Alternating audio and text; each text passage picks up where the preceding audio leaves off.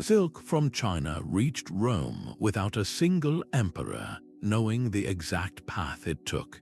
Medieval history holds a stunning secret, a web of hidden trade routes that connected the world in plain sight. By the end of this journey, you will know the 40 clandestine pathways that secretly shaped our modern globe. How did merchants move tons of goods completely undetected? And what forbidden knowledge traveled with them? The entire course of civilization was altered by these silent highways. What hidden connection between distant lands surprises you the most?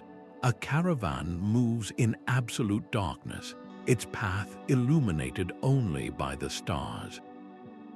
These merchants chose the rough, uncharted trails over the smooth, imperial highways for one simple reason: visibility could be a death sentence. The official trade routes, while well-maintained, were lined with tax collectors and bandits, each taking a heavy cut of the profits. Secrecy was the only way to survive. Historian Janet Abu-Lughod described the entire global system as a lattice of crisscrossing, overlapping itineraries, and many of those paths were deliberately obscured from the maps of kings. This was not merely about making more money, it was an act of economic defiance. Powerful empires and merchant guilds often held strict monopolies on valuable goods, controlling their flow and setting impossible prices. Secret routes broke these chains. They allowed smaller, independent traders to access lucrative markets and supply communities with goods that would otherwise be out of reach.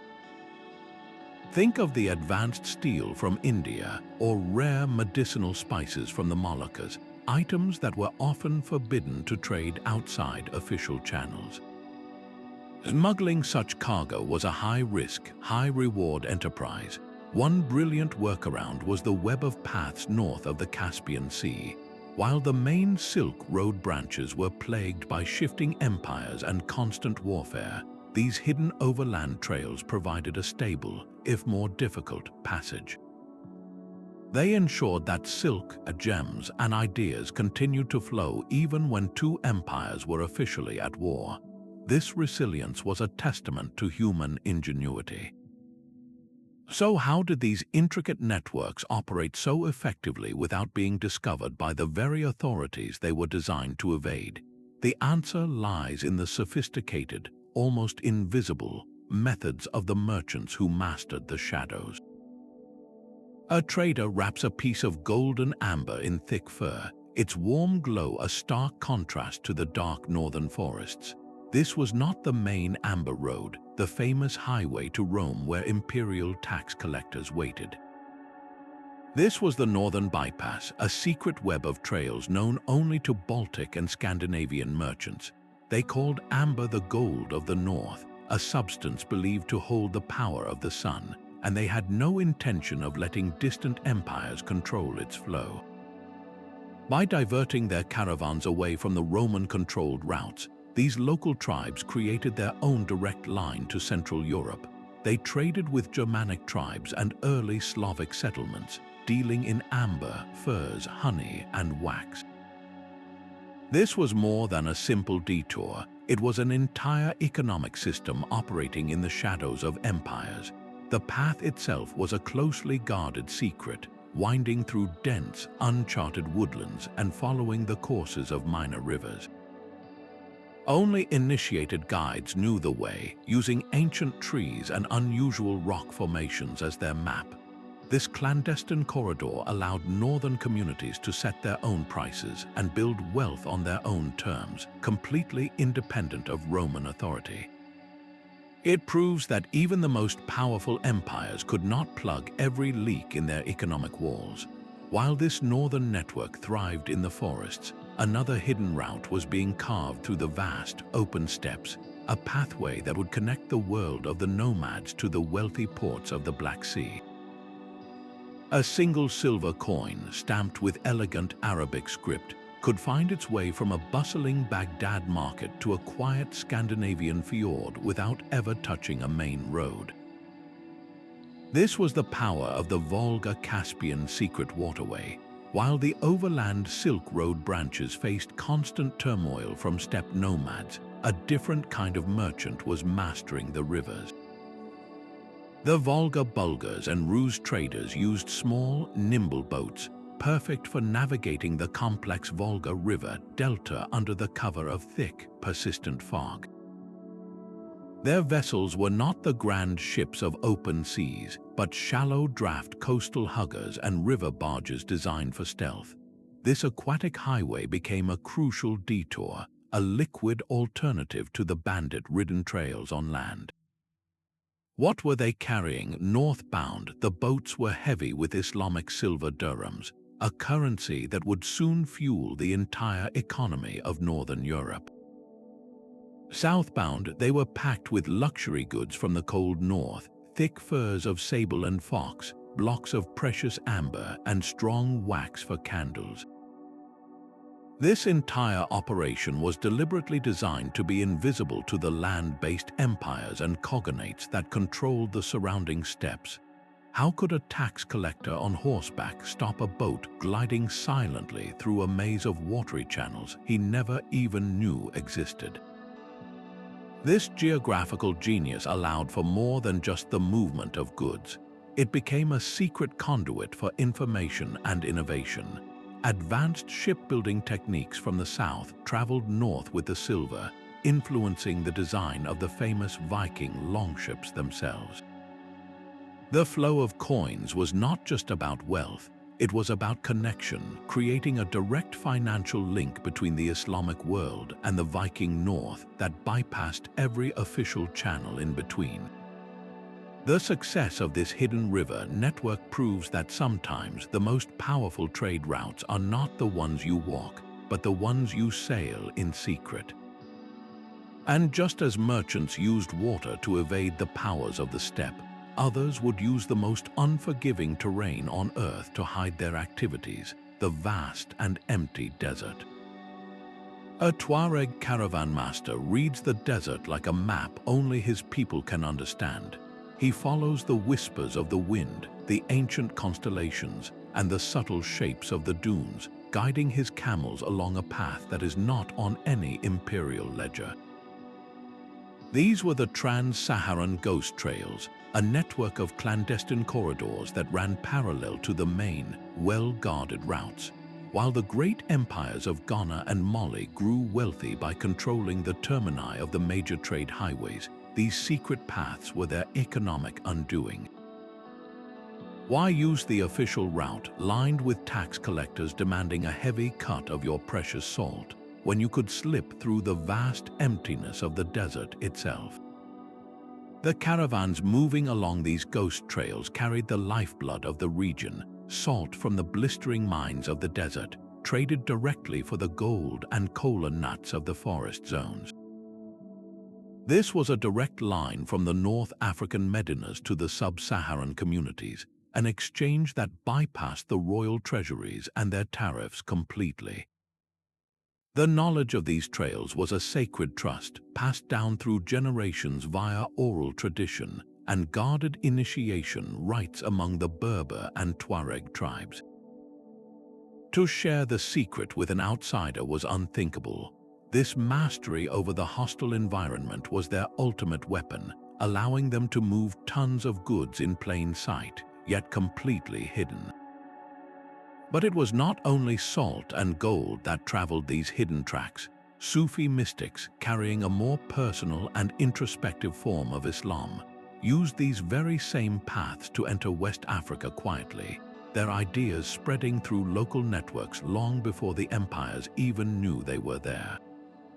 The ghost trails demonstrate that the most effective barrier against control is not a wall, but a vast, open space that only a select few know how to navigate. This same principle of using treacherous geography as a shield would be perfected in another part of the world, where merchants learned to conquer the sky itself by traversing the roof of the world. High in the thin air of the Himalayas, a porter adjusts the leather pouch on his back, its contents more valuable than his own weight in silver. Inside is musk, the coveted scent gland of the mountain deer, a substance so potent a single pod could purchase a small fortune in the perfumeries of India or the imperial courts of China. This was the Himalayan scented path, a secret lifeline strung between the peaks, far from the main and heavily monitored Silk Road corridors below. While empires fought for control of the lowland highways, this treacherous high-altitude network thrived precisely because it was so difficult. The path was a specialist in discretion, dealing exclusively in high-value, low-bulk goods that could be carried on the backs of men and yaks. Along with musk, bundles of rare medicinal herbs, hand-copied Buddhist scriptures, and scrolls containing advanced metallurgical knowledge for crafting sacred statues moved silently between remote monasteries. These religious institutions were far more than spiritual centers. They were the backbone of this clandestine economy. Monasteries acted as safe havens, warehouses, and neutral trading posts where merchants and pilgrims could conduct business under the sacred banner of faith, a perfect cover for avoiding the watchful eyes of imperial tax collectors. The trade in musk was particularly covert, as various Chinese dynasties tried to enforce strict monopolies on the substance. By using these hidden passes, Tibetan and Nepalese traders could break the monopoly, delivering the prized perfume ingredient directly to eager buyers. The very geography that made the journey so dangerous also made it secure. The narrow, vertigo-inducing paths and unpredictable weather serving as the best possible guards against interference. This route demonstrates that the most exclusive luxuries often demanded the most secretive journeys, flowing through channels of trust and devotion that empires simply could not map or control. A caravan moves not through the desert's heart, but along its sun-bleached southern rim, guided by stars reflected in secret oases. This was the Southern Silk Road's shadow, a parallel track to the main northern highway, and its existence was a closely guarded secret among Sogdian and Tocharian merchant families. While the northern route bustled with official traffic, passing through the fortified cities of the Tarim Basin's petty kingdoms, this southern path was a masterclass in evasion. Why pay a tax on every bolt of silk or block of jade at each new city gate when you could simply vanish into the dunes? The primary treasure hauled along this clandestine corridor was the sublime jade of cotton. This luminous green stone was more precious than gold to Chinese emperors and nobles, who believed it held the essence of heaven and earth.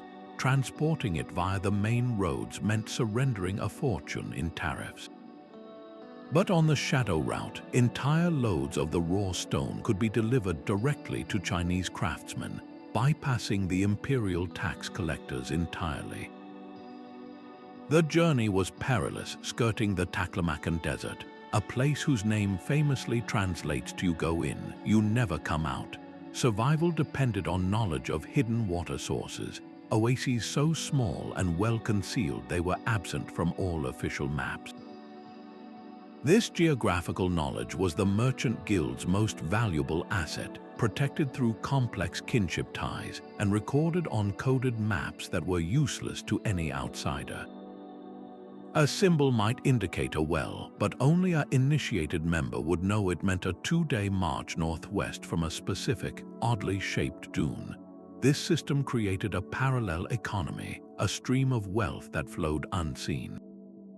And it was not just jade that traveled this path. Exotic animals for imperial menageries, like parrots and hunting falcons, were smuggled through, alongside rare insect-based dyes that produced colors of legendary intensity. This secret conduit also fostered a unique cultural exchange. Buddhist texts and artistic influences moved from India into China along this southern track, less filtered by the steppe empires that dominated the north. It was a purer, more direct transmission of ideas, all thanks to the merchants who chose secrecy over submission. Their success on land proved that parallel economies could thrive, a powerful concept that would soon find its ultimate expression not on the shifting sands, but upon the vast open sea.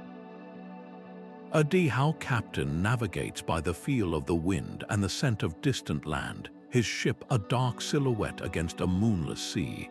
This is the Indian Ocean's covert lane, a hidden maritime highway where the rules of daylight trade do not apply. While official ships docked at bustling ports like Zanzibar and Calicut, submitting to inspections and taxes, these secretive vessels operated in the shadows. Their cargo was pure wealth, African ivory and gold traded directly for Indian cotton and delicate Chinese porcelain, all exchanged at secluded beaches far from the eyes of port officials. The key to this entire system was a sacred knowledge of the monsoon winds. For generations, Arab and Indian sailors had memorized the precise timing of these seasonal gales, a living calendar that told them exactly when to depart and which hidden coves would offer safe anchorage. This was not public information, it was a family inheritance, a competitive advantage so valuable it was protected more fiercely than the gold in the hold. By bypassing the official trading posts, these merchants created an entire parallel economy. The wealth generated on these moonlit beaches never appeared in any royal ledger or imperial chronicle, yet it built fortunes and funded dynasties along the Swahili coast. This discreet network also carried something more profound than material goods. Moderate, merchant-born Islam traveled with them, spreading not through conquest or decree, but through quiet, persistent contact. It was adopted in coastal villages and chiefdoms gradually, blending with local traditions in a way that centralized powers could never have engineered. The dhow network proves that the sea, vast and seemingly open, could be partitioned into secret lanes known only to those who listened to its oldest whispers. And just as sailors used the ocean's immensity to hide their commerce, another group of traders would use a labyrinth of islands to perfect the art of the unseen deal. The scent of nutmeg hangs heavy in the humid air of a hidden cove, a secret known only to the islanders and the foreign sailors they trust. While the mighty Majapahit Empire and later the Portuguese crown fought to control the world's supply of cloves and nutmeg, a different kind of exchange was happening in the shadows. Local communities in the Maluku Islands used their intimate knowledge of the labyrinthine coastline to create a network of smuggling coves, turning their geography into a shield against outside control. They would load small, agile proa boats with sacks of precious spices and meet Chinese junks or Arab dhows on moonless nights, far from the official trading posts and armed patrols. The value of this cargo was almost unimaginable in Europe. A handful of nutmeg could buy a house, making the incentive for secrecy immense. The locations of these trading beaches were often protected by powerful tribal taboos, stories of ancestral spirits that guarded the shores, a cultural deterrent that was just as effective as any physical barrier. In return for their spices, the islanders received not just wealth but practical power, Chinese ceramics, durable silks, and most importantly, metals for tools and weapons. This direct inflow of goods strengthened their communities and preserved their autonomy for generations. This was not mere petty trade. It was a profound act of anti-colonial resistance long before the word colonial was even coined. It was a declaration that the true owners of the Spice Islands would not be dictated to by any distant power. The success of these island smugglers, using their archipelago as a fortress, finds a powerful echo in the rugged highlands of the mainland, where another culture used mountain passes to guard its most precious secret, the source of a stone more valuable than gold.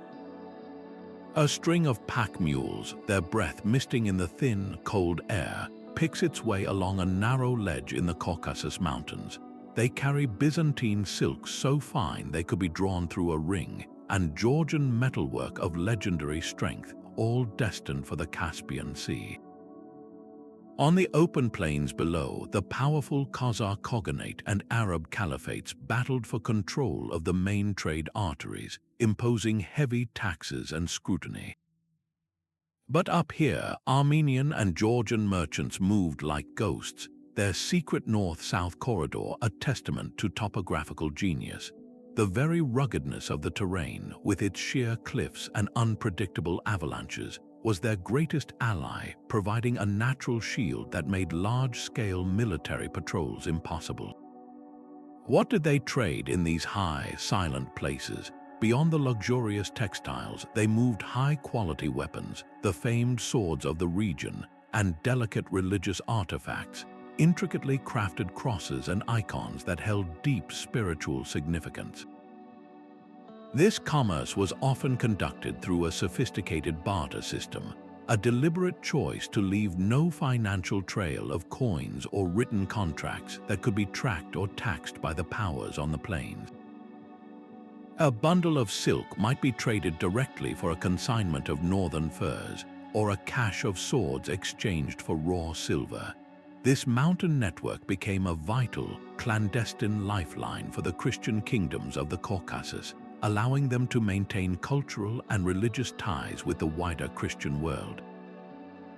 It was through these passes that theological debates, artistic styles, and news of the outside world flowed, all under the radar of the larger Islamic caliphates that surrounded them.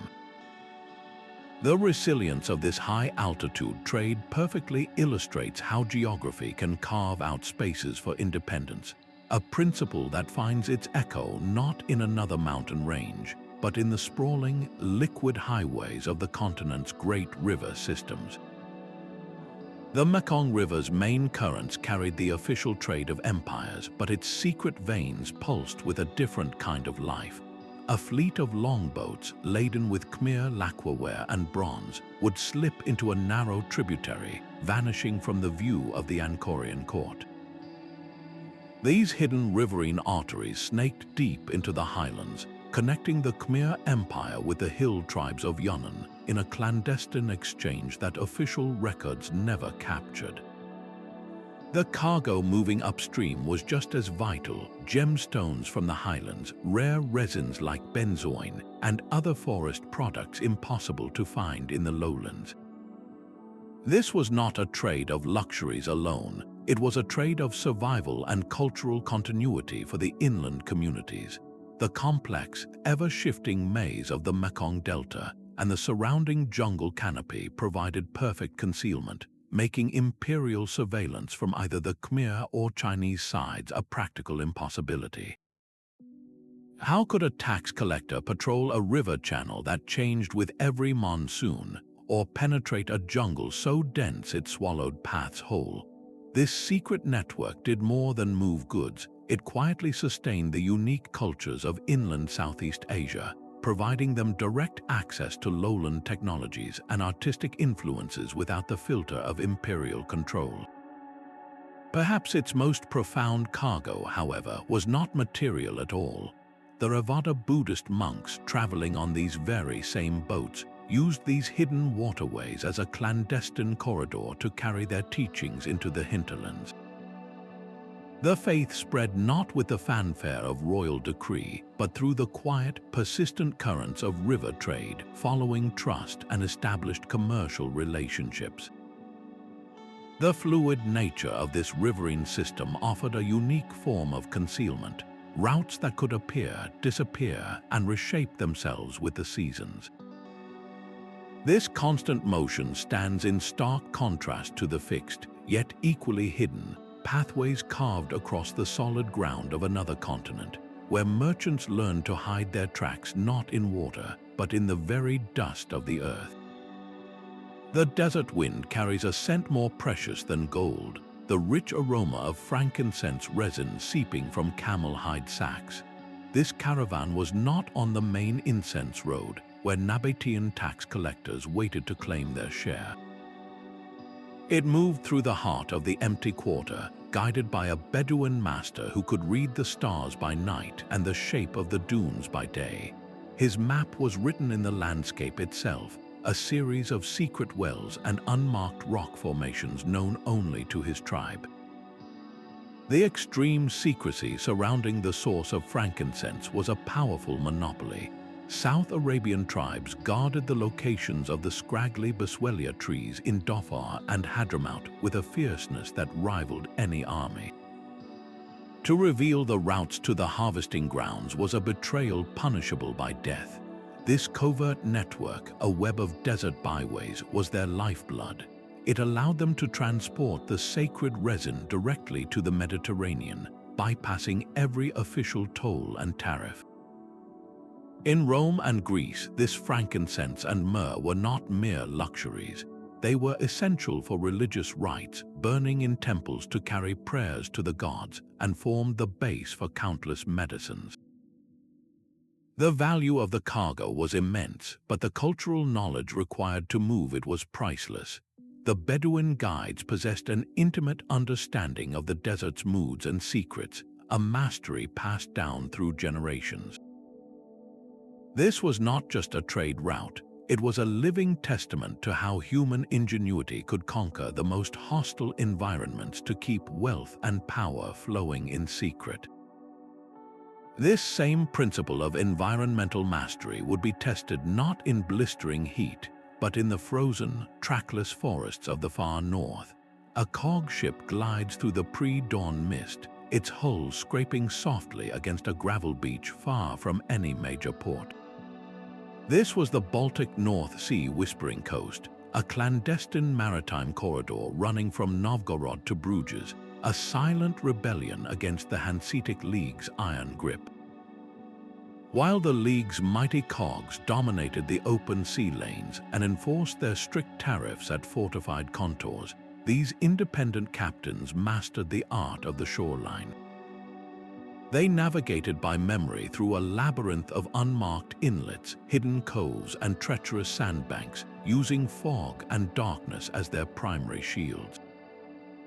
Their cargo was the very wealth of the north: thick Russian furs, towering Baltic timber, and golden amber, all traded directly with English and Flemish merchants on deserted beaches. The very name of this route came from the nature of these exchanges, transactions conducted in hushed tones with handshakes, not official seals, leaving no paper trail for Hanseatic auditors to follow. This whispering network did more than just offer better prices. It systematically undermined the League's monopoly by proving that their control of the sea was an illusion. It created a direct line of communication and commerce that bypassed their entire economic structure. In the quiet coves where these ships met, more than goods changed hands. Scandinavian sailors shared insights into new ship designs with their English counterparts, while Russian traders provided crude but effective maps of the northern coastline, knowledge the Hanseatic League had tried to keep for itself. This route demonstrates that the sea, like the desert, could be passed into known and unknown lanes, and that the most powerful maps were the ones never committed to parchment. This mastery of covert coastal geography finds its ultimate expression in the world's archipelagos, where thousands of islands created the perfect setting for the most elusive trade networks of all. A small, weathered boat with a triangular sail darts between two rocky islets in the Aegean Sea. Its hull carries a cargo of Cypriot grain, a shipment that would incur a heavy duty if it ever reached the official Venetian port. But it never will. This vessel is part of the Mediterranean Smugglers Archipelago, a fluid network of secret sea lanes that turned the sea's countless islands into a smuggler's paradise. Greek, Dalmatian, and Jewish merchants used these covert corridors to trade essentials like grain, wine, olive oil, and silk directly between Byzantine and Venetian territories. When the powerful maritime republics of Venice and Genoa imposed harsh trade embargoes on each other, these independent traders became the only economic lifeline for countless communities. The geography itself was their greatest asset. With thousands of uninhabited islands and hidden coves, a captain could vanish from sight in moments, moving his goods from one secret cove to another under cover of darkness. Larger ships would wait in deeper waters, while a fleet of these smaller, agile boats performed a silent ballet of transshipment, transferring cargo from one hold to another without ever touching a regulated dock. This was more than just evading taxes, it was an act of economic preservation. By creating these parallel markets, the smugglers allowed local Greek silk workshops and Dalmatian wineries to survive and profit, bypassing the monopolistic stranglehold of the major powers. Their success proves that a unified sea could be broken into a million secret passages, and that sometimes the most resilient economies are the ones that operate just out of sight. This mastery of a fragmented landscape finds a surprising parallel not in another sea, but within the vast, unified interior of a continent-spanning empire, where a different kind of fragmentation would be used to hide an entire world of commerce. A lone rider vanishes into the vastness of the steppe, his path a secret known only to his clan. While the Mongol Empire's official yam system stretched across continents with its relay stations and imperial messengers, these unofficial courier paths ran like silent threads just beneath the surface. The yam was the empire's public artery designed for speed and control, but these clandestine trails were its private veins, carrying the personal correspondence of Mongol nobles, the urgent intelligence of rival factions, and the discreet trade deals of allied merchants. They were the ultimate bypass of the Great Khan's own administration. What traveled these hidden lines, alongside letters sealed with private sigils, one might find bundles of Tibetan Buddhist scriptures destined for a convert noble, or small, priceless parcels of cotton jade and Persian pearls, luxury items moved without the notice of imperial tax assessors. This shadow network highlights a profound truth. Even history's largest contiguous land empire could not fully control the flow of information within its own borders. These paths were the lifelines of personal power, allowing regional chieftains and ambitious princes to maintain alliances and gather knowledge that could, and sometimes did, challenge the authority of the ruler in Karakoram. The most valuable cargo was not the pearls but the words, the whispered reports and private promises that shaped the empire's destiny from the shadows. This system reminds us that in an age of imperial decrees, the most potent messages were often the ones that never entered the official record. And just as stealthy riders carried secrets across the open steppe, another network of hidden commerce was thriving in the most confined space imaginable, the crowded, whispering alleys of the empire's own cities. A single slab of salt, crystalline and white, is loaded onto a camel not in the bustling Taghaza salt works, but at a hidden well deep in the Sahara. This caravan master knows a path that does not appear on any map sanctioned by the Malay Empire. While the great imperial routes funneled wealth directly into the royal treasuries at Timbuktu and Gao, these alternate trails were the lifeblood of resistance. The Tuareg and other desert tribes guarded these secret oases and faint tracks across the Erg with their lives. Their knowledge was a form of currency more valuable than the cargo itself. Why submit to the fixed, often exploitative exchange rates set by imperial markets when you could trade directly with a Songhai village chief? In the silence of the desert night, salt slabs were bartered for gold dust at rates that truly reflected their mutual need, a fair trade that empowered local communities and chieftains. This wealth flowed directly into their hands, building power bases that existed independently of the central state. It was a quiet economic revolution happening in the most desolate places on Earth. But these trails carried more than salt and gold. They became clandestine corridors for ideas, dissident scholars and religious reformers carrying texts and interpretations that challenged the prevailing orthodoxies, used these very same paths to move between communities unseen by imperial eyes. The control over salt was not merely about wealth, it was about political influence. By commanding these secret networks, the desert tribes held a veto power over the empire itself, able to tighten or loosen the flow of its most vital mineral commodity. This hidden struggle for a fundamental resource finds a powerful echo on the other side of the continent, where control over a different kind of treasure would be fought over in the shadows of the Indian Ocean. Deep within the jungles of the Malay Peninsula, the rhythmic sound of miners' picks was muffled by the dense canopy. Far from the royal courts of the Srivijaya or Majapahit empires, these clandestine operations extracted a metal crucial to the functioning of Chinese civilization, tin. This was not a sanctioned enterprise, it was a sprawling smuggling network, a direct challenge to the official trade system that demanded all goods pass through imperial ports and pay heavy duties. The raw tin was transported along secret jungle paths known only to local tribes and trusted merchants, carried to secluded coastal inlets where Chinese junks waited under the cover of darkness. For China, this illicit supply line was a matter of economic and cultural necessity.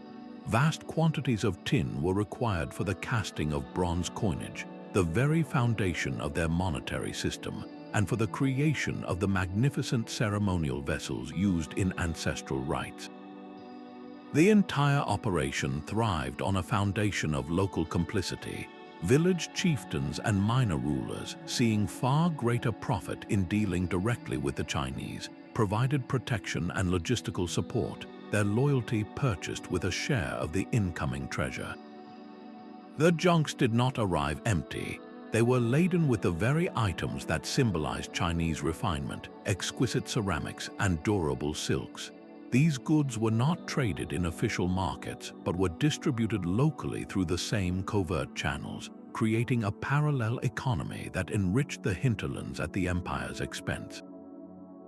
This secret trade fundamentally undermined the rigid tributary system, where formal diplomatic missions were supposed to be the only conduit for exchange. It proved that the demand for raw materials could forge direct, pragmatic relationships that bypassed imperial pomp and control entirely. The relentless Chinese hunger for tin was a powerful economic force, one that quietly reshaped the political landscape of Southeast Asia from the ground up, demonstrating how the need for a simple metal could carve hidden pathways of immense influence. This pattern of material demand creating clandestine economies would repeat itself again and again, particularly in the relentless pursuit of the most seductive metal of all. A bitter wind howls through a narrow cleft in the mountains, a passage so insignificant no Habsburg tax collector has ever bothered to chart it. A Venetian merchant, his fine cloak wrapped tightly against the cold, urges his mules forward. Their packs are laden with pepper from the Levant and silks that shimmer like frozen starlight, all destined for the counting houses of Augsburg.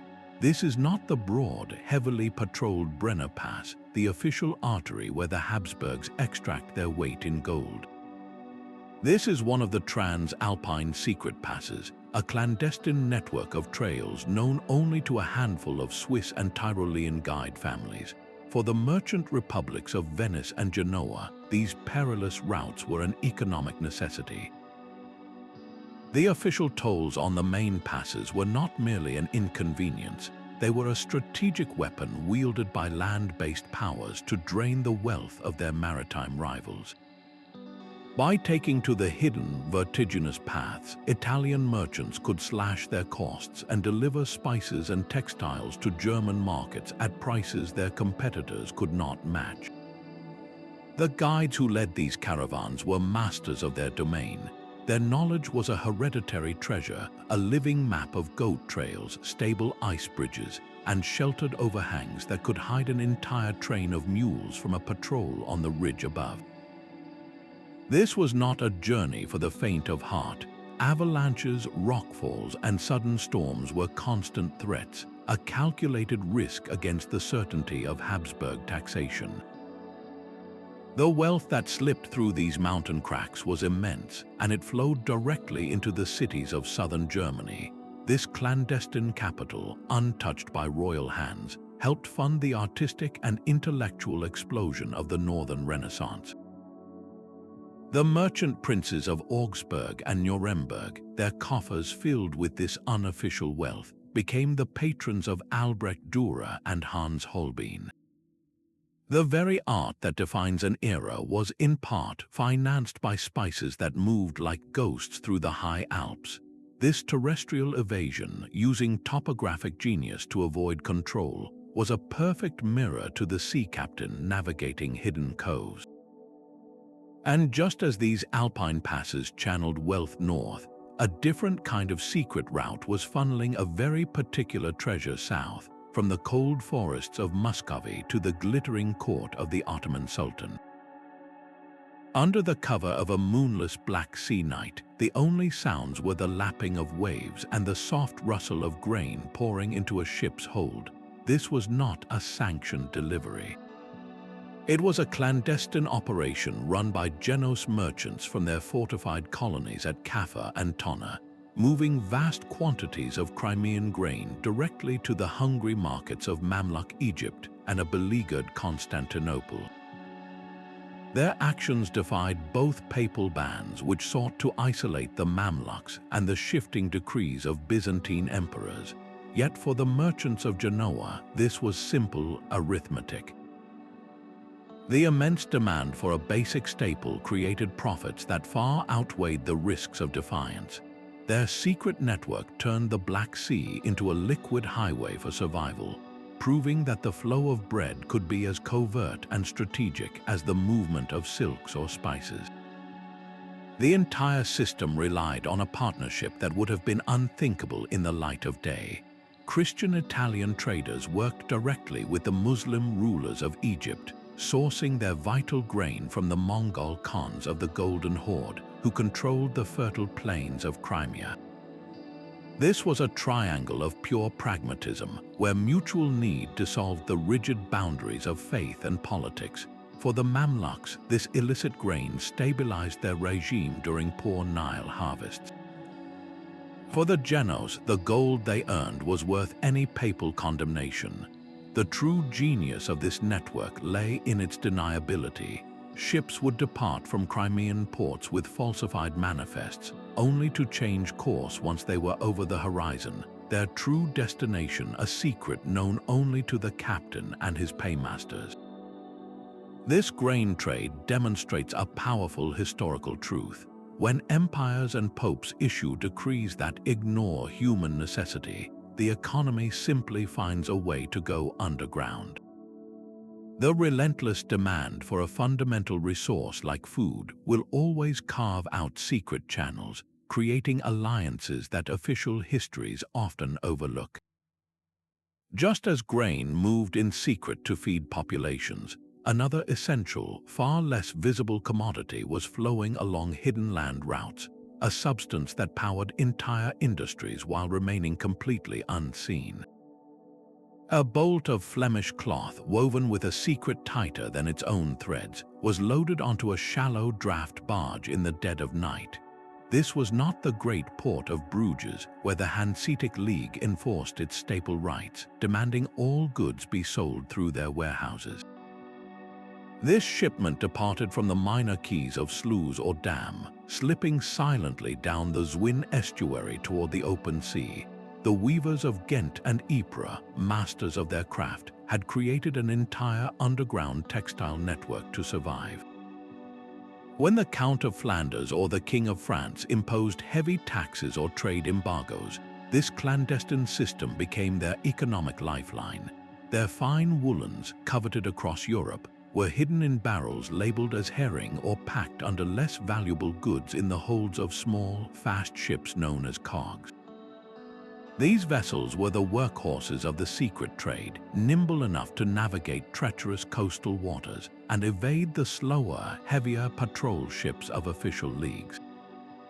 Their captains knew every hidden creek and fog-shrouded cove from Flanders to the Baltic. This was a direct rebellion of industry against the established commercial centers. By bypassing the official medieval fare system and the Hanseatic contours, the Flemish weavers forged their own relationships with English wool suppliers, Italian bankers, and Baltic customers. The wealth generated flowed directly back to the craft guilds, funding civic projects and fortifications that bolstered their independence. This underground route did more than save a local industry. It rewired the map of European commerce, proving that production could find its own path to market, no matter how many gates were closed. The quiet defiance of the Flemish weavers, using their looms as instruments of economic freedom, finds a brilliant and sparkling parallel in the journey of a very different kind of treasure, one carved from the earth and polished by clandestine hands. The deep red of an uncut ruby glows in a miner's calloused hand, far from the eyes of the king's gem inspector. This stone's journey to the world would not be recorded in any royal ledger. From the highland mines of Sri Lanka, a secret trail began, a path known only to specific families within the merchant castes. They moved the precious cargo under cover of dense jungle foliage, using river crossings known only to them until they reached a secluded cove. There, under the moon's faint light, Tamil and Sinhalese merchants would meet Arab traders whose dhows were laden not with common goods, but with exquisite Middle Eastern glassware and bags of silver coins. This exchange was not a simple transaction. It was a ritual bound by solemn oaths of silence, for the value of these sapphires and rubies made secrecy a matter of life and death for everyone involved. Breaking that trust meant disappearing into the same jungle that hid the trails. This clandestine network was a direct challenge to the royal gem monopoly, a system designed to funnel all gem wealth directly into the central treasury. By operating in the shadows, these merchant families and the local chieftains who protected them created a parallel stream of wealth.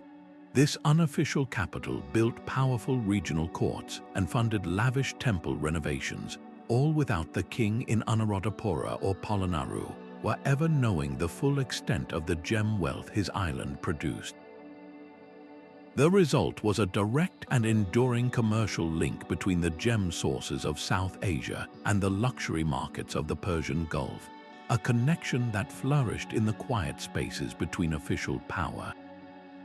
The intense, almost sacred secrecy surrounding these stones was unmatched, a level of protection reserved for the most seductive of treasures, and it is a level of secrecy we will find once more, not for glittering gems, but for a metal that held the power to command armies and forge empires. A caravan departs the great city of Samarkand, its precious cargo shimmering not with the sheen of silk, but with the soft, off-white texture of bundled paper. This was the clandestine paper road, a critical detour in the history of ideas. After the pivotal Battle of Tolas, captured Chinese artisans brought the closely guarded secret of papermaking to the city, transforming it into the Islamic world's first paper mill. But this knowledge was too valuable to broadcast. A secret export route quickly emerged, dedicated to smuggling this revolutionary medium westward. The official Silk Road was too exposed, its caravanserais buzzing with spies from regions that still wrote on costly parchment or fragile papyrus. So these paper merchants charted a parallel course, using smaller, less frequented way stations where a bale of paper could be exchanged without attracting the wrong kind of attention. Why all the secrecy? Paper was not merely a product, it was a tool of intellectual power. It was cheaper, more durable, and far more abundant than any previous writing surface. Its proliferation meant that knowledge could spread faster and further than ever before. Administrative records could be kept in greater detail, scientific treatises could be copied by the dozen, and philosophical ideas could circulate beyond the walls of royal libraries. Controlling its flow was a way to control the very pace of progress. The trade in this humble commodity was, in fact, a silent trade in potential itself. It carried within its fibers the future of law, literature, and mathematics. This route reminds us that the most transformative goods are not always the most glamorous, and that the secret paths of ideas often travel on the most unassuming vehicles. A monk's hand trembles as he wraps a sliver of wood, said to be from the true cross, in plain linen. His journey will not follow the roads of kings or pilgrims, but a chain of trusted sanctuaries, a hidden path of relics that stretched from the crumbling grandeur of Constantinople to the rising cathedrals of France and Germany. This was a spiritual black market, a clandestine trade in sacred objects that fueled the deepest devotions and the most ambitious political schemes. The demand in the West was insatiable. A new monastery or a rising noble house craved the legitimacy and divine favor that only a certified relic could provide. A saint's finger bone or a vial of martyr's blood could draw thousands of pilgrims, and with them a river of wealth and influence. But the official channels of the church were slow, bureaucratic, and often empty. So a shadow network emerged, operated by monastic orders with far-flung connections and discreet lay brokers who knew how to navigate the spaces between faith and greed. Why the need for such secrecy? Because the stakes were monumental. A local bishop or a greedy baron, learning of such a priceless object in transit, would not hesitate to seize it for their own church or castle. The routes themselves were the definition of discretion. A relic might travel from a Byzantine monastery to a Benedictine abbey in Italy, then be passed to a Cistercian house in Burgundy, each time moving under the guise of a simple letter exchange or a transfer of monastic supplies. Payment was rarely in noisy coin. Instead, it was made in the silent currency of power, a grant of fertile land to the originating monastery, a political favor from a duke to an abbot, or military protection for a vulnerable religious house. This hidden economy reveals that faith itself was a form of capital, and its most sacred symbols were moved along secret highways of pure trust. The profound value placed on these objects, a value beyond gold, introduces us to a parallel world of hidden trade, where the most precious cargo was not salvation, but beauty itself. A Mozarabic craftsman slips through the night, his tools and a set of intricate ivory designs hidden beneath his cloak. His destination is a workshop in Toledo, a city under Christian rule, but his knowledge comes from the great libraries and ateliers of Muslim Cordoba. This was the clandestine artisan exchange, a network of human movement that defied the bitter front lines of the Reconquista. While kings and caliphs waged war, these artists, translators, and scientists were building bridges of knowledge in secret. The routes they used were not marked on any map. They were personal pathways traced along family lines and master-apprentice relationships that stretched across the religious divide. A Christian metalsmith in Lyon might have a cousin working with the finest brassworkers in Seville, a connection maintained through whispered messages and trusted intermediaries. What was the priceless cargo they traded? It was not gold or silk, but something far more enduring: the techniques for creating stunning ivory caskets, the formulas for vibrant ceramic glazes, and the complex geometries that would define the Mudajar architectural style. This was a secret trade in beauty itself, and its impact was profound. The flowing arabesques and intricate star patterns of Islamic art began to appear in the stonework of Romanesque churches and the pages of Christian illuminated manuscripts, a silent fusion born of these covert collaborations. But the exchange went far beyond aesthetics. These same channels carried the heavy, knowledge-laden cargo of translated texts. Arabic copies of works by Aristotle, Ptolemy, and Galen, preserved and expanded upon by scholars in Cordoba and Toledo, were secretly passed north. This river of classical learning, flowing through these hidden conduits, would eventually pour into the great universities of Europe, helping to ignite the Renaissance. The true genius of this network was its invisibility. It left no tariff records, no royal decrees. Its history is written not in parchment, but in the very stone and pigment of the art that survived, a permanent record of a dialogue that refused to be silenced by war. This silent commerce in ideas, where a craftsman's pattern could change the face of a cathedral, finds a powerful parallel in a trade that dealt not in abstract knowledge, but in the most practical intelligence imaginable, the secret of how to feed a nation. A single vellum chart, its edges frayed from secret handling, changed hands in a back room of the Lisbon docks. This was no ordinary map. It was a portolan, a navigational guide so accurate and detailed it was considered a state secret by the kingdoms that commissioned them. The man receiving it was a cartographer from the famed school of Majorca, and the sailor selling it was a Genos navigator who had risked his life to copy the coastlines of West Africa far from the eyes of his Portuguese captains. This was the secret mapmakers' network, a clandestine trade in the most valuable commodity of all, knowledge of the world itself. These charts were not simple drawings of land masses. They were intricate webs of room lines radiating from central compass roses, detailing not just shores, but the hidden rhythms of the sea, the seasonal winds, the treacherous currents, and the locations of safe, unmarked harbors.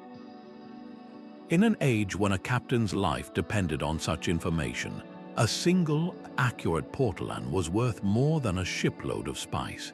The trade was conducted through a shadowy web of trusted intermediaries, often Jewish and Arab scholars in port cities like Alexandria and Palermo, who maintained intellectual networks that transcended the religious and political conflicts of the Mediterranean.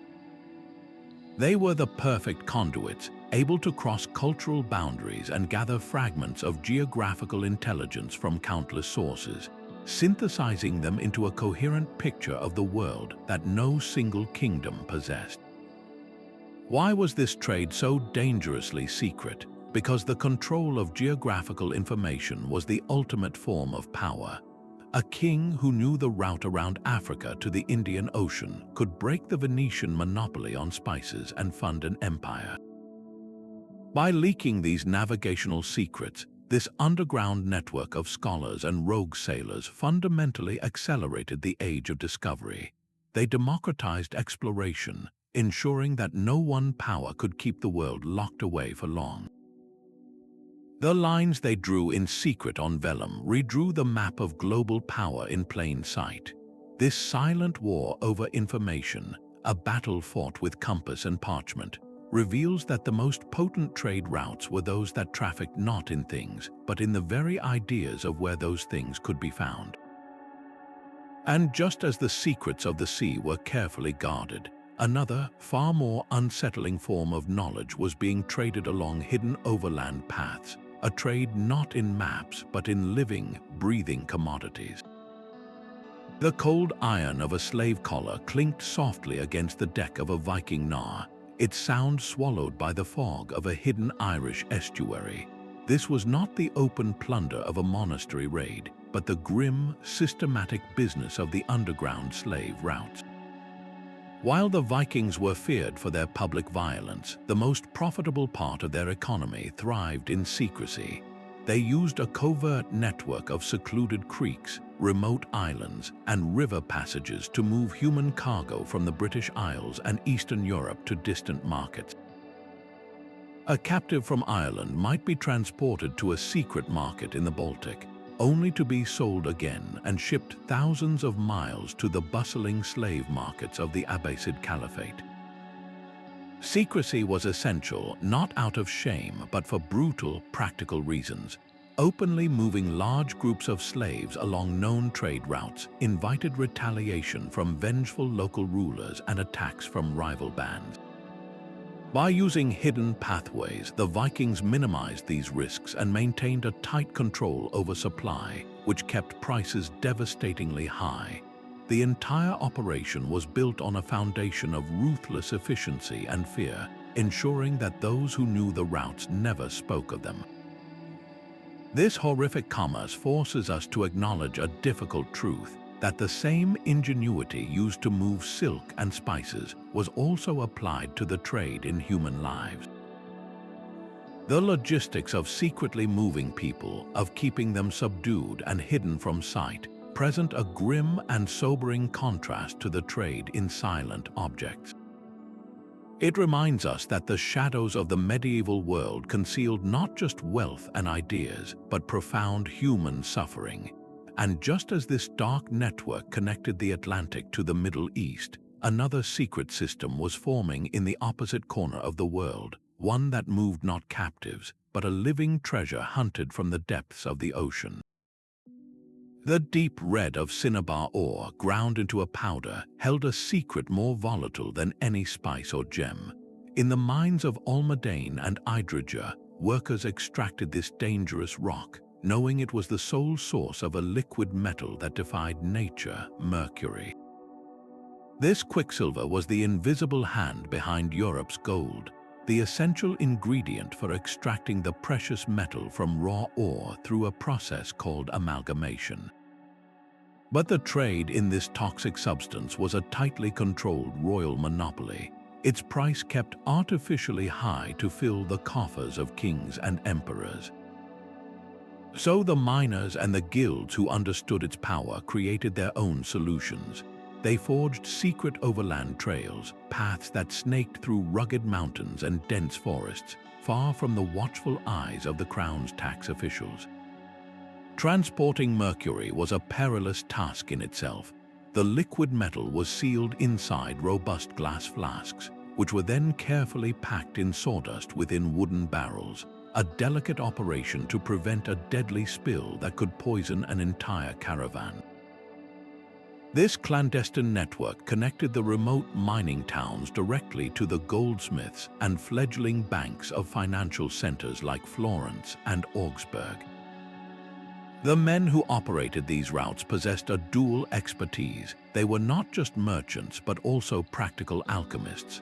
The knowledge of how to safely handle mercury, to refine it, and to use it in the mysterious art of gold extraction was a form of power in itself, a secret science guarded by guild oaths. The very danger of their cargo demanded a level of organization and trust that surpassed even the most secretive spice runs. This trade in a volatile, elemental force reminds us that the medieval economy's hidden veins carried not just wealth, but the very materials that made that wealth possible, a commerce where the greatest risk yielded the most dazzling reward. The need to move such a hazardous substance in secret reveals a world grappling with the power of raw elements, a theme that echoes in the clandestine journey of another fundamental resource, one not pulled from the earth but drawn from the living forest. The dark water of the Rhine swallowed all sound as the barge slipped past the Archbishop of Cologne's toll castle, its cargo of Solingen steel blades wrapped in rags to keep them from ringing.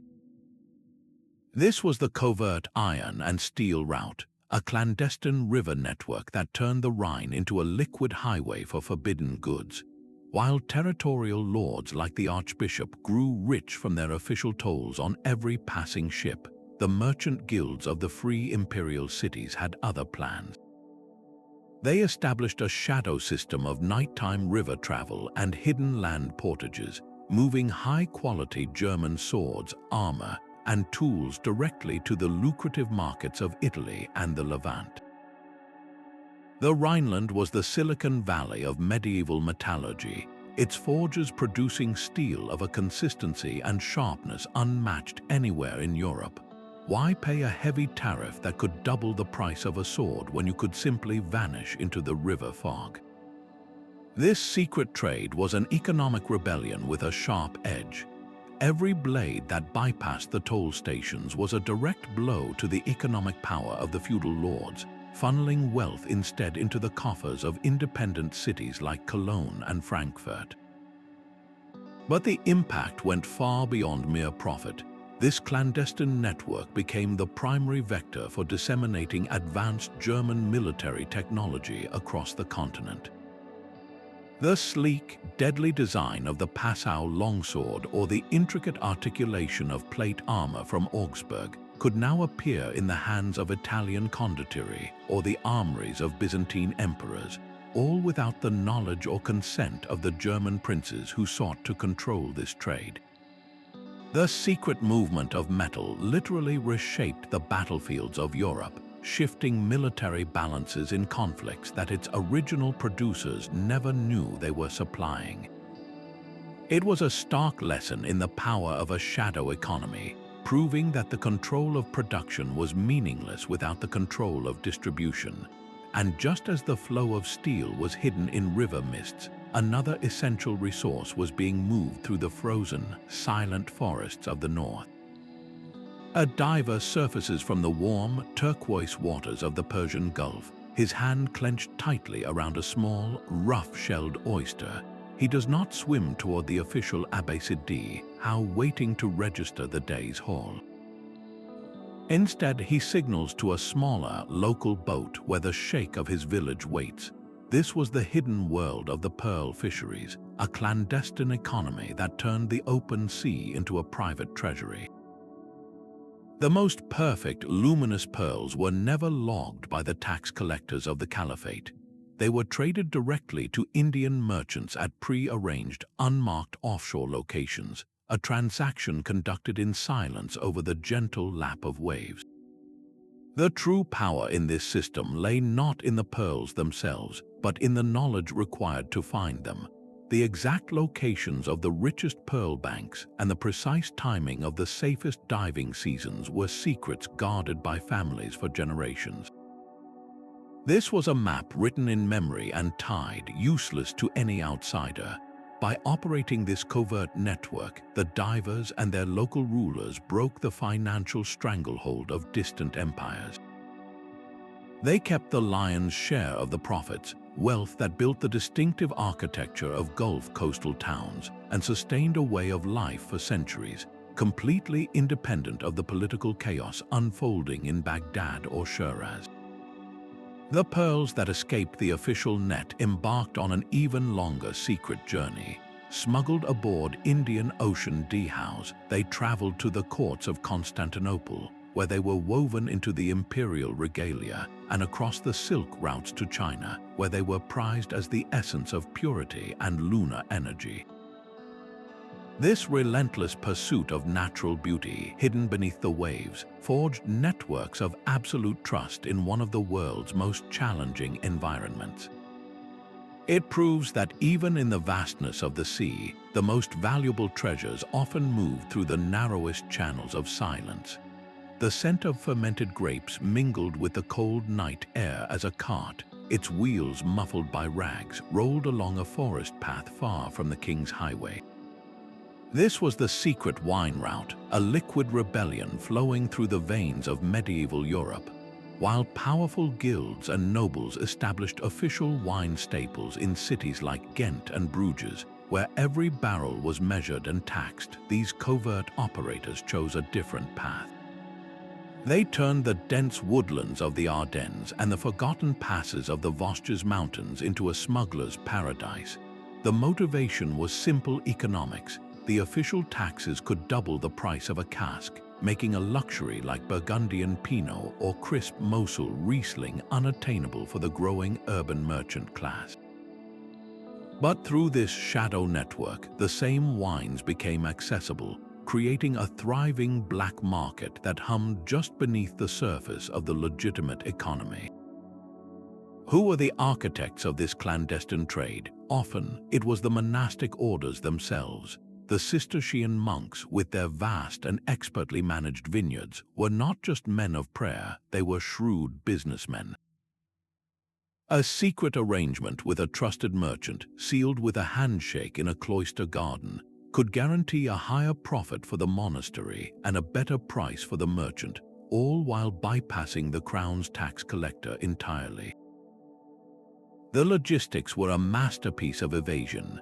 Barrels were transported on shallow draft barges under the cover of river fog, poled silently along tributaries too small for official patrols. Overland, the carts used trails known only to local teamsters, men who could navigate by the stars and move a fortune in wine without a single lantern to give them away. This hidden commerce did more than just save money. It fundamentally changed the culture of Europe. It brought the taste of fine wine to the tables of bankers, lawyers, and master craftsmen, fostering a sophistication that had once been the exclusive domain of the aristocracy.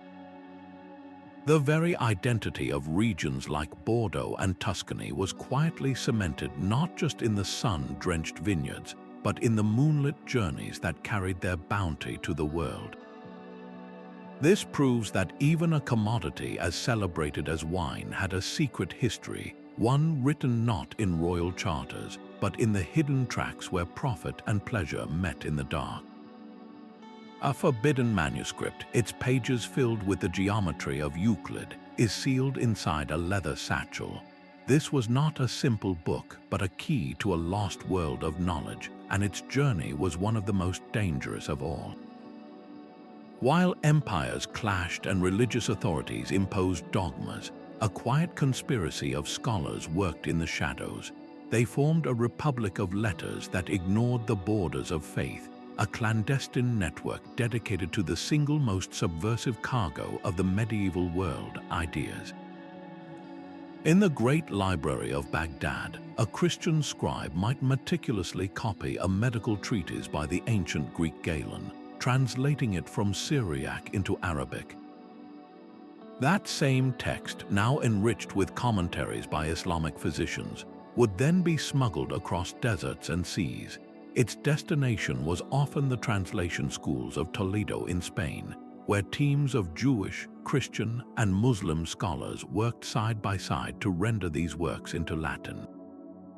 The routes they used were the same secret merchant trails we have already explored, but the goods they carried were priceless. A caravan master might be paid handsomely to hide a bundle of philosophical scrolls inside a bale of ordinary cotton, its true value known only to the sender and the awaiting recipient.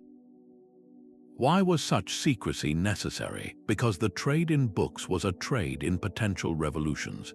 The ideas contained within, whether Aristotle's logic or Ibn Sina's theories on medicine, had the power to challenge theological orthodoxy and reshape entire worldviews. A ruler who wanted to maintain a monopoly on knowledge might ban such texts, and a religious leader might declare them heretical, but the hunger for understanding could not be so easily contained.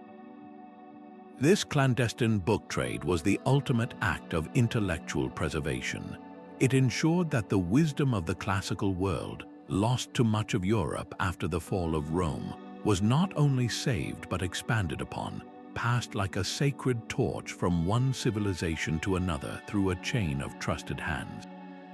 The payment was rarely in coin, but in the shared currency of curiosity, a mutual recognition that truth belonged to no single creed or kingdom. This silent, persistent flow of pages and ink did more than fill libraries. It built the very foundation for the Renaissance, igniting a flame of inquiry that would eventually light up the Western world. And as these fragile papers traveled in secret, another form of hidden knowledge was being etched not on parchment, but into the very landscape, guiding travelers across the most desolate places on Earth. A Norse trader from Greenland hides a tusk of walrus ivory deep within his boat, its value in Bergen far greater than any woolen cloth he has traded for it. This was the hidden fur trail of the North Atlantic, a clandestine exchange that connected two worlds centuries before Columbus. While the great trade networks of Eurasia hummed with activity, a much quieter, more secretive commerce was taking place on the frozen coasts of Labrador and Newfoundland. Norse settlers, isolated on the edge of the known world in Greenland, established direct contact with the indigenous Dorset and later Thule peoples. Their meetings were not grand affairs recorded in chronicles, but fleeting encounters on windswept beaches, conducted with hand signs and a mutual understanding of need. The Norse offered what their technology could produce: durable cloth, fragments of worked iron, and perhaps even small, simple tools. In return, they received the true wealth of the north, thick pelts of Arctic fox, gleaming walrus ivory, and the rare, magnificent hides of polar bears. Why keep such a lucrative trade a secret from the Norwegian crown? The answer lies in the harsh economics of survival. Greenland was a distant outpost, and its settlers lived a precarious existence. Any official trade with the mother country was subject to the king's heavy taxes and the monopolistic control of his merchants. A direct trade for ivory and furs with the indigenous peoples, however, created a stream of wealth that flowed directly into the hands of the Greenlanders, bypassing the crown entirely. This was their lifeblood, a means of securing goods from Europe that they could not produce themselves, and it was an enterprise they had every reason to conceal. The evidence for this trade is etched into the landscape and whispered in the sagas. Archaeological sites like Eland's Ox Meadows show signs of Norse presence, while Inuit oral histories and Norse sagas speak of encounters with Skraelings, a term for the indigenous people they met. This was not merely trade, it was the world's first pre-Columbian transatlantic economy, a thread of connection that existed completely outside the vast and complex web of Eurasian routes. It forces us to redraw our mental map of the medieval world, revealing that even the Atlantic Ocean, long thought to be an impenetrable barrier, was secretly being crossed by a handful of daring individuals. Their hidden trail proves that the drive to connect and trade is a human constant, one that finds a way even across the most formidable distances. The deep green of weathered copper ore was a color of immense power in medieval Europe. From the rich mines of Nusol in the Kingdom of Hungary, a metal more vital than gold was extracted, not for coins, but for the alloys that drove entire economies. This was the secret copper route, a clandestine lifeline that snaked through the Carpathian mountain passes. Officially, this valuable resource was supposed to be controlled by the Hungarian king and the Holy Roman Emperor, both of whom saw it as a key to their own military and financial strength. But the mining towns and the merchants of Venice had a different plan. Through secret agreements and coded contracts, they established a direct supply line, bypassing royal treasuries entirely. Wagons laden with raw copper would depart under the guise of carrying lesser goods, their true cargo known only to the drivers and their Venetian contacts waiting in distant valleys. Why go to such lengths for a base metal? Because copper was the essential ingredient for brass and bronze, the materials needed for everything from cannons and navigational instruments to church bells and everyday utensils. Venice, the merchant queen of the Adriatic, required a constant, affordable supply to maintain its vast trading networks. This illicit Hungarian copper became the foundation for its commerce with the Mamluk Sultanate in Egypt and the Levant. There, the metal was in relentless demand for military purposes, used to cast sturdy artillery and mint coins, and for decorative arts, transformed into intricate lamps and fine vessels. The flow of this humble ore was as strategically important as any shipment of silk or silver. Its secret movement through the mountains quietly shifted the balance of power, funding Venetian ambitions while depriving rival empires of a resource they desperately needed. This hidden trade in a fundamental industrial material proves that the most powerful routes were often those that supplied the building blocks of civilization itself, all while remaining completely invisible to the kings who claimed to rule them. A heavy ceramic cone of dark sugar, marked with the cross of the Knights Hospitaller, was unloaded not at the Grand Quays of Venice, but on a deserted Anatolian beach under a blanket of stars. This was the Clandestine Sugar Trail, a sweet rebellion flowing from the Crusader estates of Cyprus and Sicily. While the great maritime republics fought to monopolize this precious crystalline luxury, the military orders and independent lords who controlled the very plantations became its most successful smugglers. For the Knights of St. John, based first in Cyprus and later on Rhodes, this illicit trade was not a sideline, it was essential finance. The colossal cost of maintaining their fortresses, fleets, and hospitals against relentless pressure required a river of gold, and sugar was their white gold. They used their own swift galleys and a network of trusted agents to bypass the official channels entirely, selling directly to eager buyers in the Balkans, the Black Sea ports, and deep into the Mamluk Sultanate itself. The secrecy was absolute, a matter of both profit and survival. A shipment intercepted by a Genos rival could mean financial ruin, while one seized by a Mamluk fleet could fund the very forces besieging their walls. The knowledge they traded was as valuable as the sugar itself. The complex process of cultivating sugarcane and refining it into cones was a state secret, a form of agricultural alchemy. By engaging in this covert network, the knights and their partners inadvertently became vectors of this precious know-how. The techniques for irrigation, milling, and crystallization traveled with the smuggled cones, seeping into the knowledge banks of Anatolian beyliks and Balkan principalities. This was how the taste for sweetness and the power to produce it began its slow, secret march into Europe, long before the sugar plantations of Madeira and the Canary Islands would dominate the market. The clandestine sugar routes demonstrate that even the most pious of knights understood that the economy of faith sometimes required the mechanics of the shadow market, funding crusades with a commodity that would, centuries later, reshape the world. A merchant from Toulouse would pack his mules not with silver, but with dense, pungent balls of dried woad leaves, their potential locked away until they met the hands of a master dyer.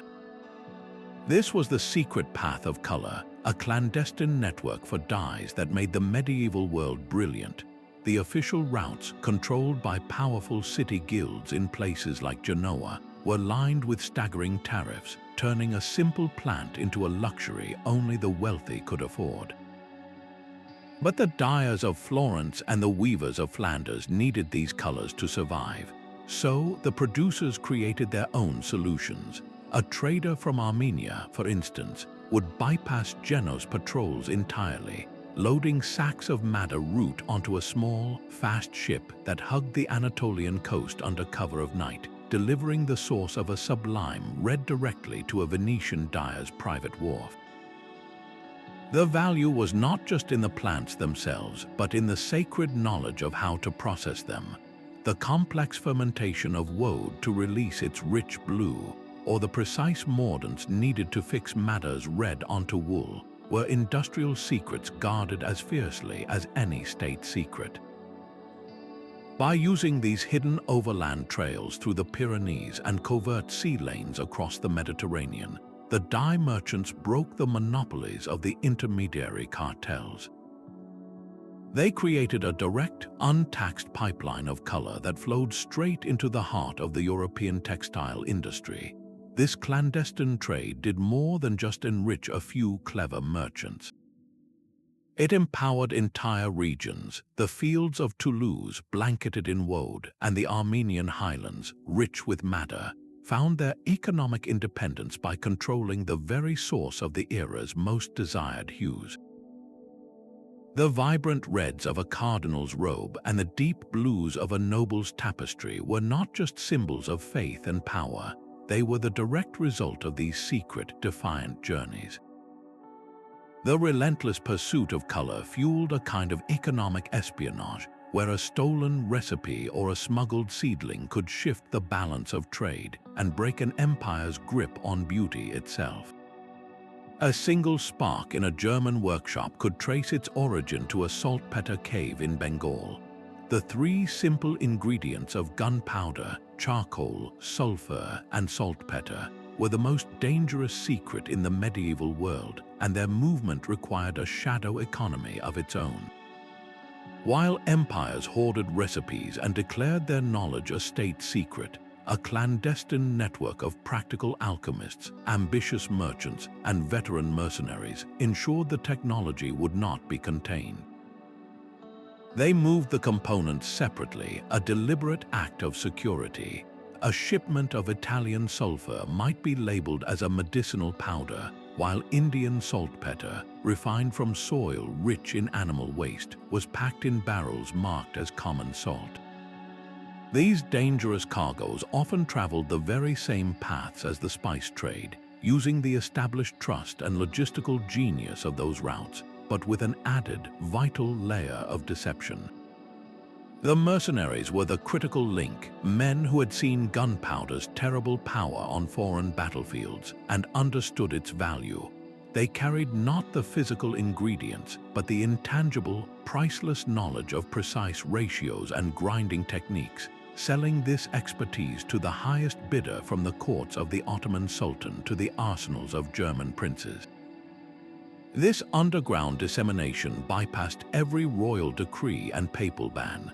A German foundry, once known for casting church bells, could suddenly begin producing cannons because a merchant, paid in untraceable silver, had delivered the correct formula and a reliable supply of sulfur. The political landscape of Eurasia was being silently remade not in royal courts, but in these secret exchanges. The very nature of warfare, the design of fortifications, and the balance of power were all fundamentally altered by a recipe that traveled in fragments through a network that officially did not exist. A pilgrim's staff could hide more than a traveler's fatigue. Hollowed out and carefully sealed, these simple walking sticks became secret chambers for saffron threads from Persia or uncut gemstones from the Orient. The great pilgrimage roads to Santiago de Compostela, Rome, and Jerusalem were not just highways of faith, they were clandestine trade routes operating in plain sight.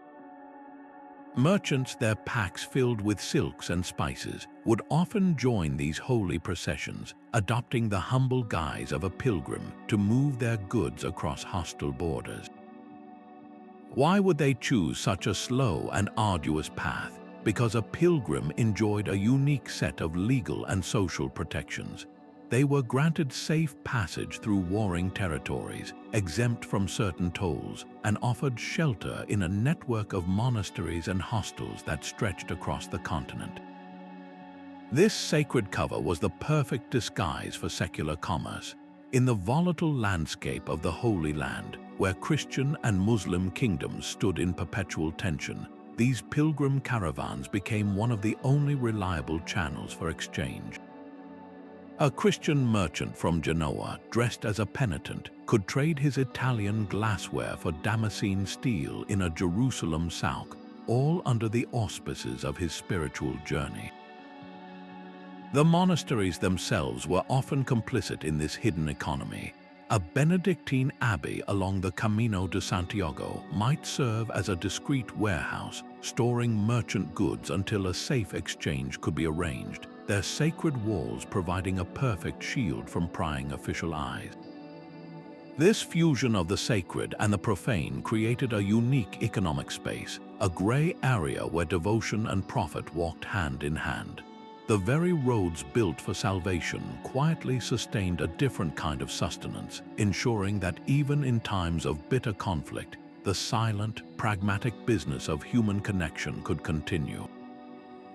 That same junk ship, laden with the subtle green glow of Lankan celadon, did not sail for the grand ports of the Indian Ocean. Its captain steered a course for the labyrinthine coasts of Borneo, a deliberate detour from the official tribute fleets whose every movement was logged by imperial bureaucrats. Chinese ceramics were a state-controlled treasure, their export often forbidden by imperial decree to maintain their prestige and control foreign relations. Yet the hunger for this porcelain from the courts of Java to the palaces of Persia was insatiable. To satisfy this demand, a clandestine alliance was born, a network of Chinese merchants willing to risk everything, Malay chieftains who knew every hidden cove, and Arab traders whose dhows could vanish into the horizon. Their system was one of brilliant fragmentation. A single shipment would be broken up in the Philippines, its pieces redistributed across a dozen smaller, faster vessels. One boat might carry bowls north to Vietnam, while another took jars west to the Malay Peninsula. This made the cargo nearly impossible to track and allowed it to infiltrate markets through 100 different back doors. The impact of this secret trade was profound, a quiet cultural invasion that preceded official diplomacy. The elegant forms of Chinese vases began to influence the shape of local pottery in Thailand. The iconic blue and white patterns started appearing on tiles in Ottoman mosques, their designs adapted and reinterpreted long before a formal ambassador from the Ming court ever arrived. The physical evidence of this entire clandestine operation now lies shattered on ocean floors and buried in foreign soil. Archaeologists, by tracing the chemical signatures of clay and the distinct styles of these broken shards, are slowly piecing together the true map of this hidden ceramic web, a network that carried beauty in defiance of empire. The sharp crack of an axe echoed through a Norwegian pine forest, a sound that never reached the king's ears. Deep within the Black Forest and the fjord-lined valleys of Scandinavia, local woodcutters operated a secret hydraulic system, floating high-quality timber down remote, uncharted rivers. This was the clandestine world of the hidden timber flumes, a network that turned silent waterways into liquid conveyor belts for a resource more strategic than gold. Royal decrees claimed every straight, tall pine for the crown's own shipyards, reserving them for the construction of warships that projected imperial power. But the demand for wood was insatiable, especially from the Dutch and Hanseatic merchants who were building the commercial fleets that would dominate the globe. They needed planks and masts, and they were willing to pay handsomely for a direct supply, free from royal tariffs and monopolies. So, the woodcutters and the merchants formed a quiet alliance under the dense forest canopy. The system was one of brilliant simplicity and secrecy. They would identify small, swift-flowing streams that bypassed the official toll stations on the main rivers. Using nothing more than human ingenuity and the water's own power, they would guide the felled logs through these natural flumes. The evidence of their passage would vanish with the next rain, leaving no trace for the king's foresters to follow. How could a royal inspector patrol every trickle of water in an endless wilderness? The logs themselves were the perfect contraband, silent and unmarked, impossible to trace back to the specific clearing where they were cut. This illicit trade was the lifeblood of entire communities. For the villagers, it was not a crime, but an act of economic survival, a way to turn the forest that surrounded them into a source of direct prosperity. The silver they earned from the Dutch merchants bought iron tools, salt, and cloth, goods that would have been otherwise unaffordable. For the merchants, this clandestine supply line was the foundation of their maritime empire. The very ships that carried Baltic grain and Russian furs were built from timber that had never been officially logged.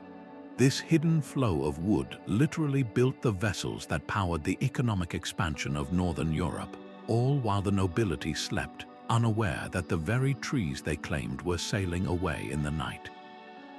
The silent journey of a single log from a secret forest to a bustling shipyard proves that the most fundamental resources often have the most clandestine histories, shaping the world from the shadows.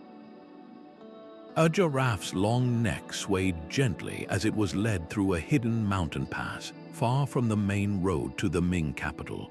Transporting such a creature across thousands of miles was not a public spectacle, but a masterclass in clandestine logistics. This was the secret route for exotic animals, a luxury trade that dealt not in spices or silks, but in living symbols of imperial power. The merchants who specialized in this commerce were more than traders. They were zoological experts, their knowledge passed down through generations. They knew precisely which plants could soothe a nervous cheetah, which herbs kept a parrot's feathers vibrant, and how to muffle the roar of a lion to avoid drawing attention. Their caravans moved on parallel trails, using secret rest stops with specially built pens and access to fresh water. Avoiding the main highways was essential not just for secrecy, but for the animal's survival, as the chaos and noise of public roads could cause a prized creature to perish from stress. The entire operation was a testament to a very specific form of trust. A sultan in Delhi or an emperor in Beijing would pay a fortune for a living giraffe or a hunting leopard, but only if it arrived healthy and impressive. The merchant's success, and often his life, depended on delivering that promise. This secret network created a bizarre and magnificent form of diplomacy. A giraffe presented to the Yongle emperor was not merely a gift. It was a silent message of vast reach and sophisticated connections, a statement that the ruler could command wonders from the farthest corners of the earth. The men who made these deliveries became power brokers themselves, their unique skills granting them access to the inner courts of the world's most powerful leaders. They moved through empires unseen, their strange and beautiful cargo a whispered secret of ultimate prestige. A merchant in Alexandria could purchase Indian pepper without a single gold coin ever changing hands. His true currency was a small, folded letter, sealed with a wax emblem known only to a select few. This was the power of the clandestine banking networks, a silent, parallel system that moved wealth itself across continents. Jewish and Lombard bankers operating from hubs in Cairo and later in cities like Barcelona had perfected a form of magic, the letter of credit. A merchant could deposit his funds with a trusted banker in one city and receive a coded document. This letter, when presented to the banker's distant agent or partner, could be redeemed for its full value in local currency. The entire system was built on a foundation of absolute discretion and kinship ties that stretched across the known world. Why was such secrecy necessary? Because kings and popes posed a constant threat. A monarch desperate to fund a war could simply confiscate the assets of a visible moneylender. The Catholic Church's ban on usury, the charging of interest on loans, made open banking a dangerous enterprise. These hidden networks were the only way to protect vast sums of capital from greedy rulers and religious condemnation. The genius of this system was its invisibility. A caravan might be carrying silks and spices, but its real value was the financial instrument hidden in the merchant's tunic. This allowed for commerce on an unprecedented scale. A merchant no longer had to risk transporting chests of heavy, clinking bullion across bandit-infested roads. He could travel light, his wealth secure in the promises of a network he trusted with his life. This clandestine flow of capital was the true engine of international trade, the invisible current that powered every other route we have explored. The trust required was so profound that a broken promise could ruin an entire family dynasty. The secret history of global connection is not just written in silk and spice, but in these silent lines of credit, woven into the very fabric of every merchant's journey. A monk's satchel holds a heavier treasure than any gold, its weight measured in the words of 1,000 sutras. The final and most profound of the 40 secret routes was not paved with stone or marked by caravanserai, but etched into the minds of travelers and the pages of fragile manuscripts. This was the hidden knowledge network, a silent commerce in ideas that flowed alongside the spices and silks, yet carried a value that would outlast them all. Picture a Nestorian Christian monk, his robe dusty from the road, carefully transporting a medical text from the great academy of Gondeshapur toward the distant Chinese capital of Chang'an. Or a Buddhist pilgrim guided by faith alone, carrying sacred sutras from the monastic university of Nalanda high into the mountains of Tibet.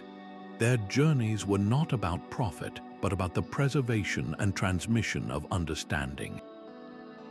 These pathways connected the great intellectual centers of the medieval world in a web of pure intellect. From the House of Wisdom in Baghdad, where scholars translated the works of the Greeks, to the scriptoriums of Constantinople, from the ancient learning centers of Taxila to the bustling ports of Hangzhou, this network functioned as a global university without walls.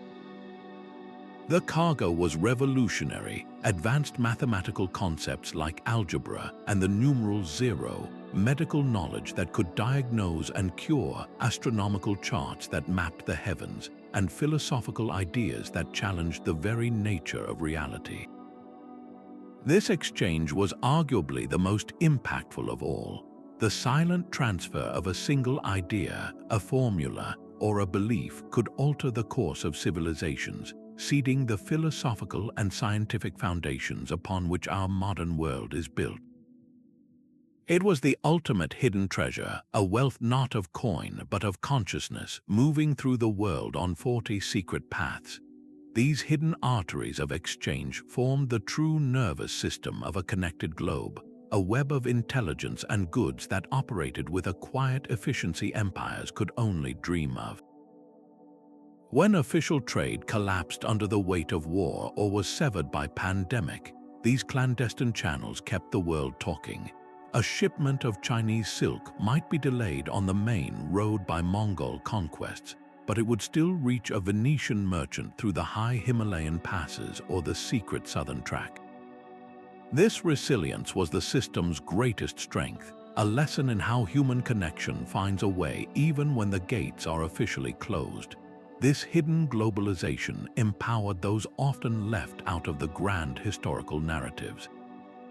Minority groups like the Jewish and Armenian merchant networks became indispensable, their far-flung family ties creating a scaffold of trust that spanned religious and political divide. Independent city-states from Venice to the Hanseatic ports leveraged these secret routes to build their wealth, challenging the dominance of sprawling land empires. The flow of innovation was supercharged by this covert commerce. A single idea, like the design for a stern post rudder or the chemical formula for a new glaze, could travel from the South China Sea to the North Atlantic in a single generation, moving through a chain of workshops and ships that never appeared on any royal patent. This reality shatters the old image of a dark and isolated medieval period, replacing it with a world humming with quiet conversations and constant, unseen exchange. The very principles these merchants perfected, the control of information as an asset, the building of trust across vast distances, the logistical genius for moving goods undetected, are the same principles that underpin our modern global supply chains and digital marketplaces. We are not the first to live in an interconnected world. We are simply the heirs to a legacy of connection that was forged in the shadows, on 40 secret paths that secretly built our own. From the golden amber of the Baltic to the intoxicating spices of the Moluccas, these 40 clandestine pathways reveal a world humming with hidden conversations. We have traced the silent footsteps of merchants across blistering deserts, over treacherous mountain passes, and upon forgotten sea lanes, uncovering a truth far richer than any official chronicle. This was not merely a movement of silk and silver, but a secret circulation of ideas, faiths, and technologies that quietly sculpted the contours of civilizations. The true architects of this connected world were not always the kings in their castles or the generals leading armies, but the determined traders reading the stars from the deck of a dhow, the caravan masters who could smell a hidden oasis on the wind, and the monks carrying sutras in their satchels. Their collective ingenuity, their defiance of monopolies, and their unwavering trust in secret networks laid the foundational stones for our modern globalized existence. The legacy of their silent journeys is the world we live in today, a world built not just on public treaties but on centuries of clandestine exchange. If this voyage through the shadows of history has captivated you, join us for more explorations into the forgotten corners of our shared past. We would love to hear which of these secret routes captured your imagination the most, so share your thoughts in the comments